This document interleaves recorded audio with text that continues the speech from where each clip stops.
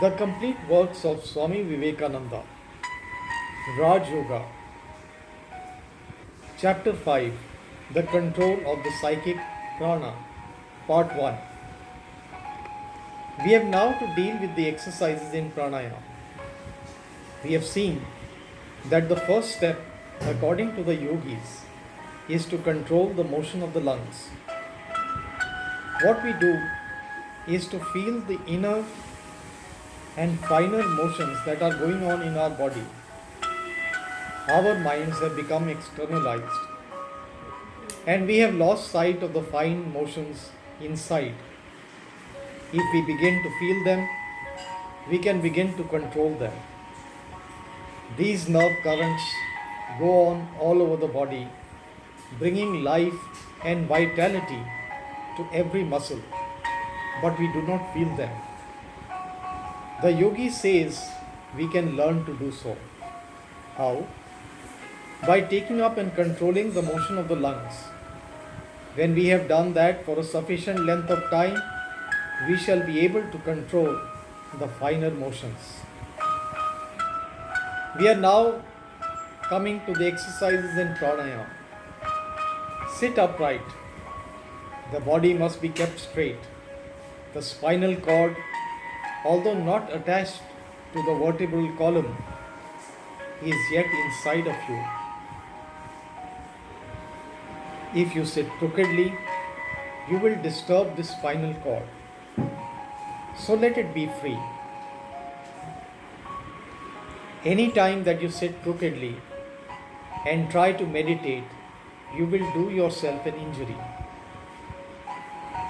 The three parts of the body, the chest, the neck, and the head, must be always held in one straight line.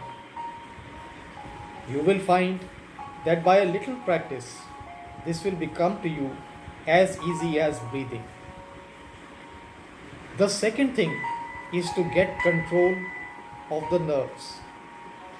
We have said that the nerve center that controls the respiratory organs has a sort of controlling effect on the other nerves, and rhythmical breathing is therefore necessary. The breathing that we generally use should not be called breathing at all.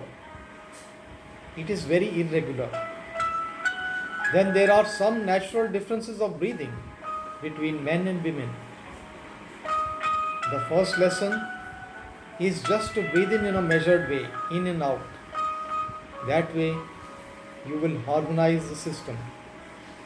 When you have practiced this for some time, you will do well to join to it the repetition of some word such as Om or any other sacred word. In India, we use certain symbols, symbolic words, instead of counting 1, 2, 3, 4.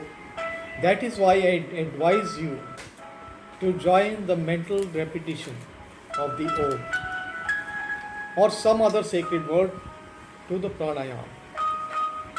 Let the word flow in and out with the breath, rhythmically, harmoniously, and you will find the whole body is becoming rhythmical. Then you will learn what rest is. Compared with it, sleep is not rest. Once this rest comes, the most tired nerves will be calmed down, and you will find that you have never ever really rested earlier. The first effect of this practice is perceived in the change of expression of one's face. Harsh lines disappear. With calm thought, calmness comes over the face. Next comes beautiful voice. I have never saw a yogi with a croaking voice.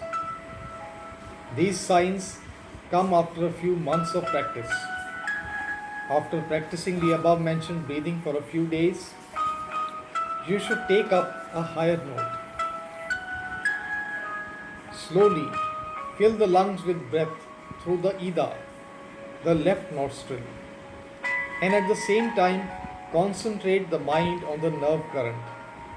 You are, as it were, sending the nerve current down the spinal column and striking violently on the last plexus, the basic lotus, which is triangular in form, the seat of the Kundalini. Then hold the current there for some time. Imagine that you are slowly drawing that nerve current with the breath through the other side, the Pingala. Then slowly throw it out through the right nostril. This you will find a little difficult to practice.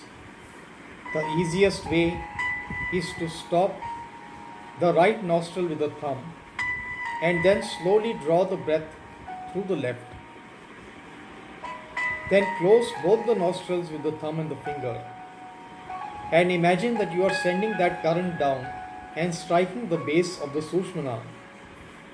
Then take the thumb off and let the breath out through the right nostril. Next, inhale slowly through that nostril, keeping the other closed by the forefinger. Then close both as before. The way the Hindus practice this would be very difficult for this country because they do it from their childhood and their lungs are prepared for it. Here, it is well to begin with 4 seconds and slowly increase. Draw in 4 seconds, hold in 16 seconds, and then throw out in 8 seconds. This makes one pranayama. At the same time, think of the basic lotus, triangular in form. Concentrate the mind on that center. The imagination can help you a great deal. The next breathing is slowly drawing the breath in and then immediately throwing it out slowly and then stopping the breath out using the same numbers.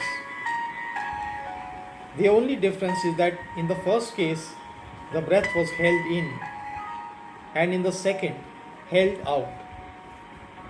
This last is the easier one. The breathing in, which you hold the breath in the lungs, must not be practiced too much. Do it only 4 times in the morning and 4 times in the evening. Then you can slowly increase the time and number. You will find that you have the power to do so and that you can take pleasure in it. So very carefully and cautiously increase as you feel that you have the power to 6 instead of 4. It may injure you if you practice it irregularly.